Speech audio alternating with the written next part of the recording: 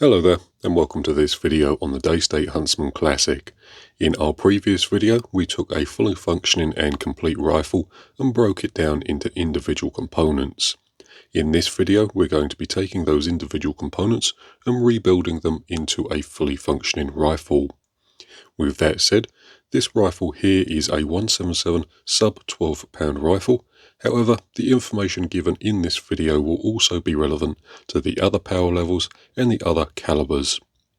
With that said, on your screen now will be a complete list of all the tools that I'm going to use in order to carry out this reassembly procedure. It includes all of the Allen key sizes, all of the spanner sizes, and finally any Daystate specific tooling required to complete the job. With that all said and done, we're going to be starting off by rebuilding the valve. And to begin with, I'm going to be taking the valve stem seal, this O-ring here, adding a small amount of silicone grease to it. Then we can get that put into the front of the valve, making sure that drops into the hole nicely. And once I'm happy, I can get that capped off with this brass piece here.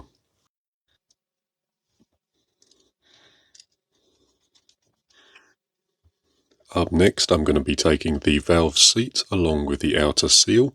We can add a small amount of silicone grease to the outer seal.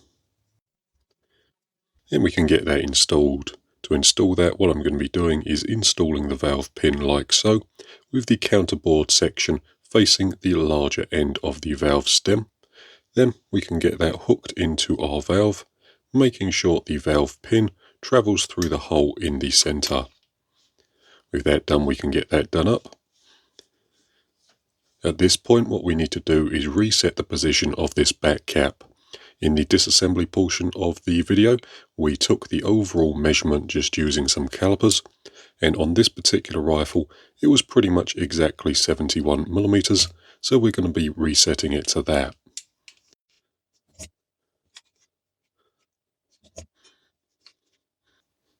With that done, I'm quite happy there. We can then add the rearmost seal. Before this goes on, I am just going to be adding a small amount of silicone grease to it. Then we can get that hooked into this slot here. Up next, we're going to be getting the main cylinder components installed into the body of the rifle. To begin with, we're going to be taking our valve. I'm going to be adding another small amount of silicone grease to this outside O-ring. Then we need to get that installed. The valve needs to go into the body of the rifle with the transfer port aligned with the top, and also the valve pin aligned with the back, so just like so. We can push that in through the rear, making sure not to pinch the O-ring between any of the cutouts or slots in the block. Gently pushing that through until we get everything lined up. Once we get a little ways through, we can come back through with an Allen key and just gently nudge it into position. And we can just line everything up, making sure all the holes line up correctly as they should. So I'm quite happy there. We can get that secured using the 2 screws, so these 2 here, and they're going to be installed using a 5mm Allen key.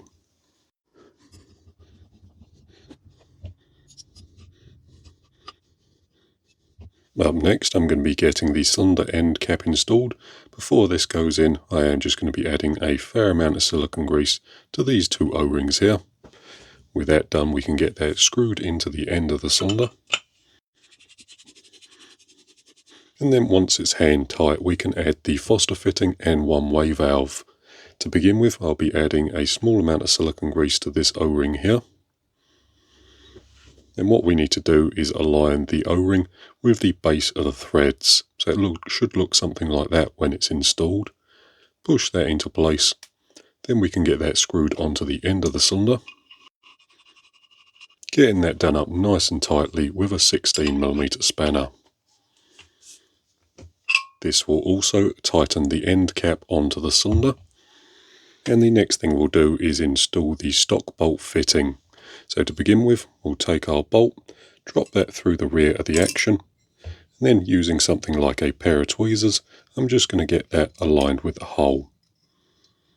So it should drop into place something like that. What we can do then is come back through with a 4mm ball-ended Allen key, put that into the top of the screw, hold that in position, then add our stock bolt fixing. And I'm going to be getting that done up nice and tightly with an adjustable spanner. And then lastly we can re-add our gauge. So we've got the O-ring already pre-installed in the base there. Then we can just screw our gauge fitting onto the bottom. We'll be getting that done up nice and tightly with a 22mm spanner.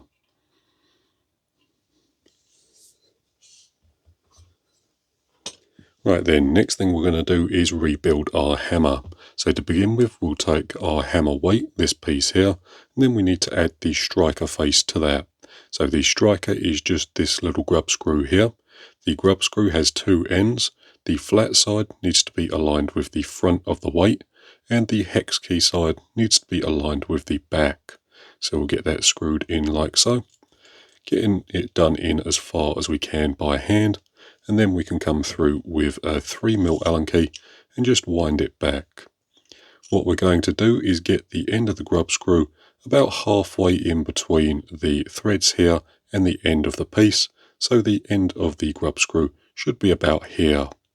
We will be resetting the power a little later on, although if you want a full tutorial on how to set the power of these rifles, we do have one on the Daystate channel. So with that done, I'm going to leave it about there.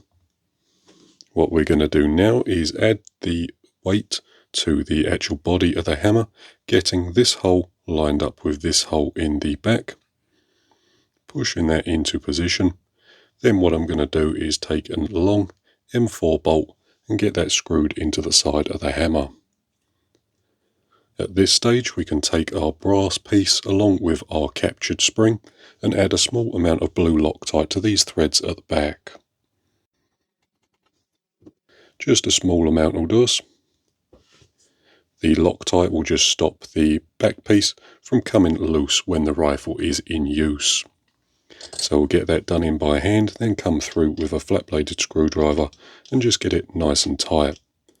As you do it up tight, just keep a firm grip of the Allen headed bolt.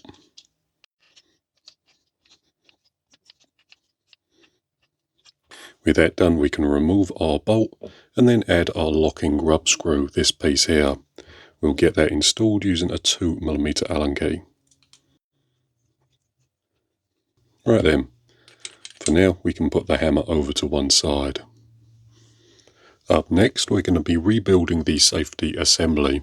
To start off with, we're going to be taking this piece here and be adding a small amount of lithium grease to this face here.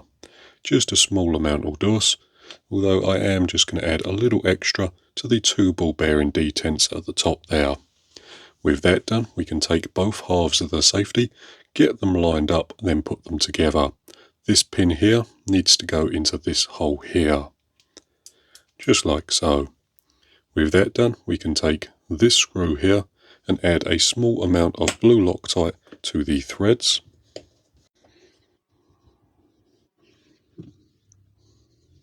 And then we can get that installed in the back here.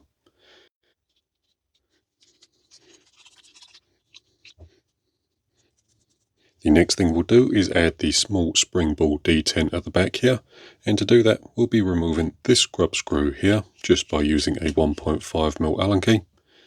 We can then take our ball bearing first, drop that into the hole, add a little bit of lithium grease just over the top of the ball bearing, then we can add our spring, so this spring here, dropping that over, and then getting it topped off with our small grub screw once again. And then lastly we can add our anti-tamper bolt, or pin I should say. We can get that dropped into the back there, then we can top that off with our bolt and our locking screw. Getting that done up tight for now, then we'll just lightly do the lock screw up. We'll readjust this when we go to add our trigger. The next thing we can do is add our hammer spring and safety to the back of the action. The only thing I have done off camera is just gone in the back of the action here, just with a small piece of cloth, and cleaned out any residual silicone grease left over from when we pushed the valve through. Ideally, the hammer weight should be free of any grease or oil, but I've gone ahead and done that off camera. The next thing we can do is add our hammer. The hammer has an orientation. This hole needs to be aligned with the top of the action, and the hammer itself needs to have the brass piece aligned with the back of the action. So lightly push that into position, and then secure that in place using the small retention screw, getting that done up with a 2.5mm Allen key.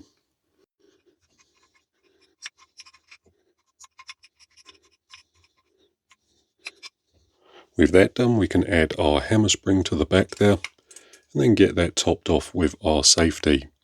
As we push the safety in, we are going to align these two holes with these two holes in the top of the block, and the two grub screw dimples with the sides of the action. So we just push that into position, hold that nice and firmly, then add our two grub screws, and that's just those grub screws there. And these grub screws here can be done up using a 1/16 Allen key.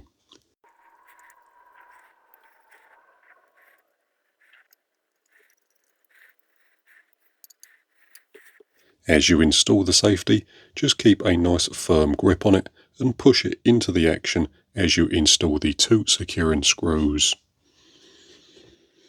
Right then, the next thing we're going to be doing is getting the trigger reinstalled into the trigger frame. To begin with, we'll be taking this sear here. We can add a small amount of lithium grease to both sides of the sear. A very light amount will do us. Then we can get this pushed into position. This sear, this hole, needs to line up with this hole in the side of the trigger frame. And that's just that one there.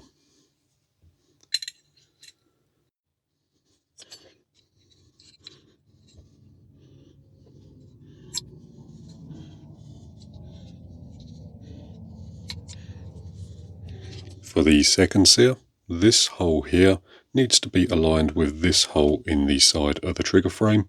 And as you saw just then, what I like to do is install the pin from the other side. Then what I can do is look through from this side to line the sear up with the pin hole. That just makes things nice and easy. But before this goes in, we are just going to be adding a very small amount of lithium grease to the side of the sear.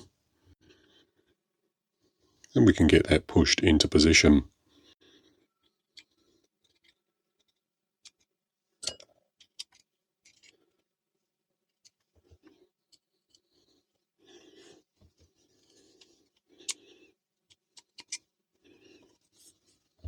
Before the trigger blade goes in, the next thing I'm going to add is the small spreader piece.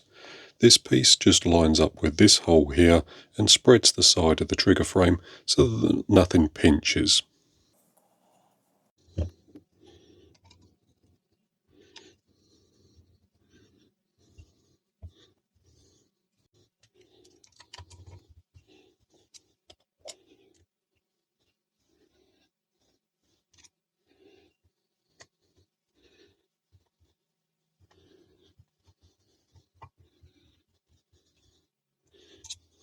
By design, it is quite tight within the trigger frame itself, so you may have to spread the sides in order to get the spacer piece to install correctly.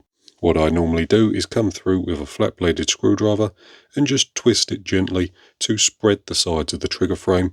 Then you can usually install the spreader piece, move it to where you want it, then get that secured using the small screw and a 2.5mm Allen key. With that done, the last thing we can do is get our trigger blade installed, and that just needs to align with that hole there. So the top hole in the trigger blade needs to align with that hole in the side of the trigger frame. Again, we are just going to be adding a small amount of lithium grease to the sides of the trigger blade, a nice small amount, and then we can get that installed.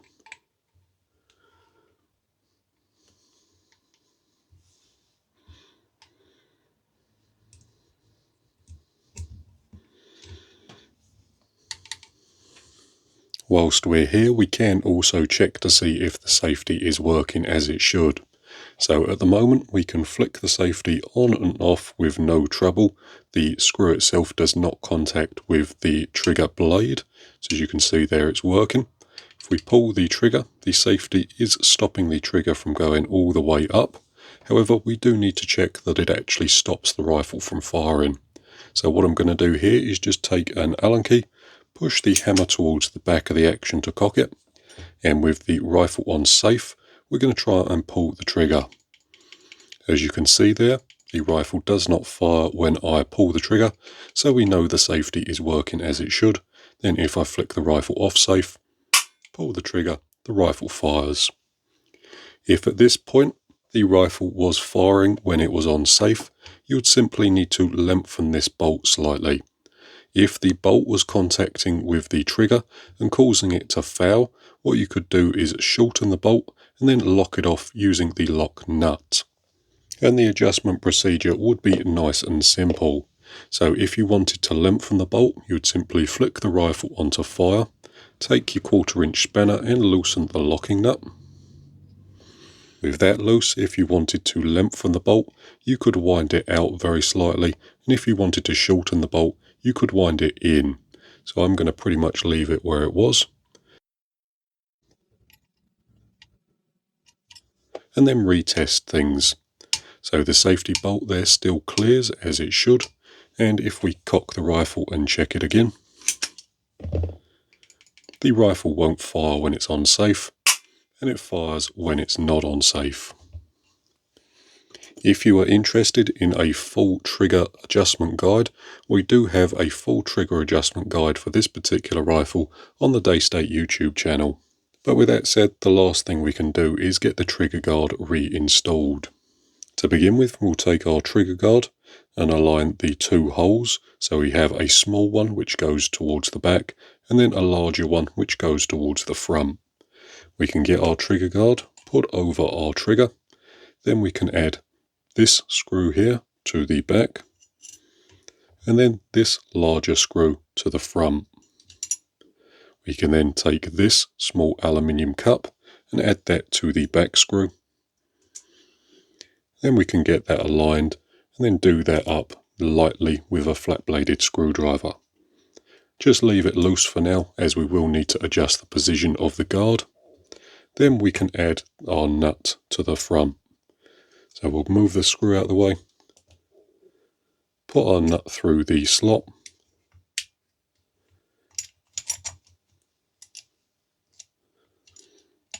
realign our screw, and then again we can use a flat-bladed screwdriver to tighten the nut. Then we can just get things aligned, making sure everything lines up as it should. Then we'll get this tightened into position. For now, we're just getting the trigger guard roughly aligned. When we install the action into the stock, we can get it lined up properly. Up next, we're going to be rebuilding the breech block of the rifle, and the first thing that we're going to do is install the pellet probe. To begin with, we're going to be adding a small amount of moly grease to the outside of the probe. Then with that done, we can get that installed through the rear of the block. Next thing we can do is add the cocking dog, which is this piece here. To this, I'm going to be adding a small amount of blue Loctite, just so it doesn't come loose when the rifle is in use. We can get that installed into this hole in the bottom of the probe, making sure to align the counterbore side facing us. And we can get that done up nice and tightly with a 3/32 Allen key. Then I'm just going to wipe off any excess Loctite that came out.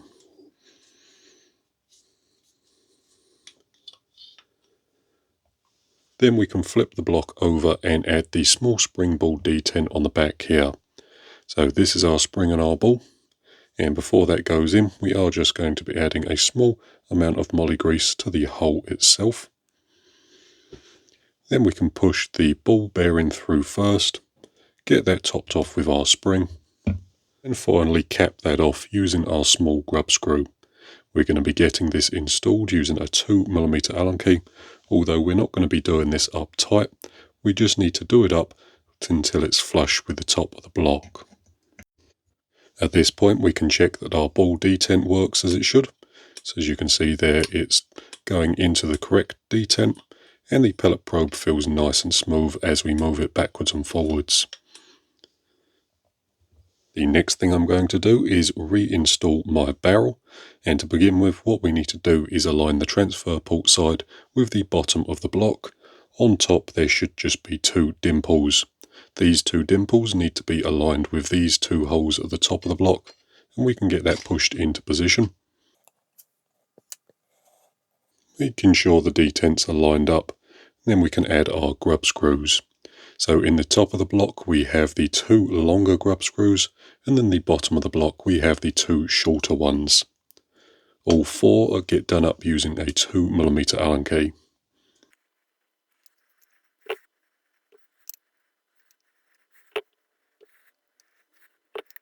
Up next we're going to be adding our transfer port sleeve, so here is our sleeve along with our 2 O-rings. To begin with I'm just going to be adding a small amount of silicone grease to both the top and the bottom O-rings. Then we can get that installed. We'll flip the block up and that just pushes into that hole there. With that done we can get our magazine indexing plate and our pusher pin installed. To begin with we'll be taking our pusher pin, adding a small amount of moly grease to the outside of this, then we need to get it installed into this hole at the back here. Up next we need to add our small magazine indexing plate, and to this I'm just going to be adding a small amount of moly grease to the top and the sides. Just a small amount will do us. And I'll be adding a little bit to the middle as well.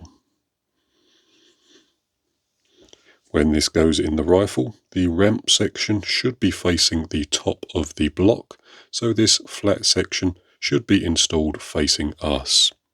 What we're going to need to do is push the pusher pin back into the block against spring tension and hook it into position. With that done we can test to make sure everything is working as it should.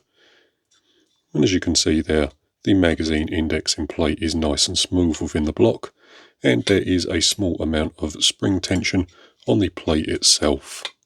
So we're happy there. Up next we can reattach the 2 halves of the block. So to begin with we'll flip the action up, then add the top block to the bottom block, making sure to have our transfer port along with our O-ring pre-greased before that goes in.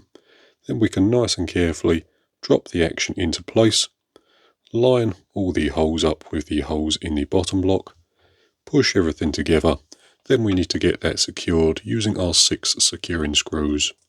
As this is a sub 12-pound rifle, at the back we have our triangle headed bolts, so I'm going to be installing those first.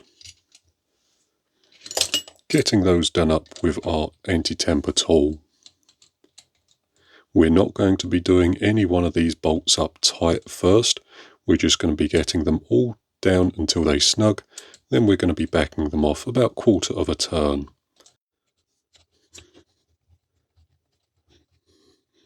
With that done we can install the middle 2, and those are just standard flat-headed bolts. We're going to be getting those done up with a flat-headed screwdriver. Again, we're not going to be doing those up tight just yet. Lastly, we can come along with our cap-headed bolts and get those installed in the front there, getting those done up with a 2.5mm Allen key. With all 6 bolts semi-tight, we can come back through and tighten them down, starting off with the ones at the back, then the ones in the middle, then the ones at the very front. Next thing we're going to be doing is rebuilding the shroud and then installing that onto the front of the rifle. To begin with, we're going to be taking our fork piece here and adding a small amount of silicone grease to the 3 O-rings around the end. These are not sealing O-rings, these are just ones that help insulate the front of the shroud. And we can get that pushed into position. Just into the nose of the shroud will be good enough for now. We can use the threaded portion of the end piece to just push that into its resting place. Getting that done up by hand, then we can come across with a nice wide flat-bladed screwdriver and get that done up tightly. If you were worried about the end of the shroud coming loose when you're installing and removing your moderator, you could also put a small amount of blue Loctite on the threads as you install it. I'm not going to be doing that for this particular rifle though, as I'm quite happy to do it up nice and tightly by hand. With that done, we can get the shroud installed over the barrel, pushing that into position, and then lining this flat section on the bottom of the shroud with the air cylinder and getting that pushed into place. At this point we can align the grub screws nice and evenly with the side of the rifle. Typically speaking, you'll know when the grub screws are in the right location when you can install an Allen key from both sides. The Allen key that we're going to be using to tighten these grub screws up is a 1/16 Allen key. And there we have it, there's the shroud reinstalled. The next thing we can do is get our barrel band installed onto the front. To begin with, we'll slide that over the shroud, then over the front of the cylinder.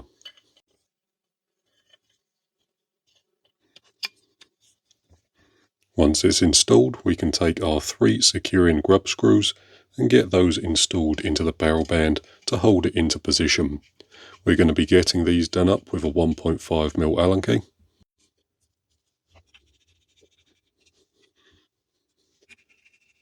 And then lastly, I'm going to get the Foster fitting capped off with our cover piece, just like so. With that all said and done, that's the rifle fully rebuilt. The next stage would be to fill the rifle up with air, then shoot the rifle over a chronograph to make sure it's working exactly as it should. At that point, if you need to make adjustments to either the power or the trigger of the rifle, we do have separate video guides available for that on the Daystate YouTube channel. Although, once you're happy, the next stage is to install the action into the stock. That's nice and easy to do. All we do is take our action, line it up with the stock, and then hook it into position. You do have to hook the back of the action in the stock first, then rock the front forward. And once it's all lined up, it should drop into position. Then we can top that off using our stock bolt screw, getting that done up nice and tightly with a 5mm Allen key.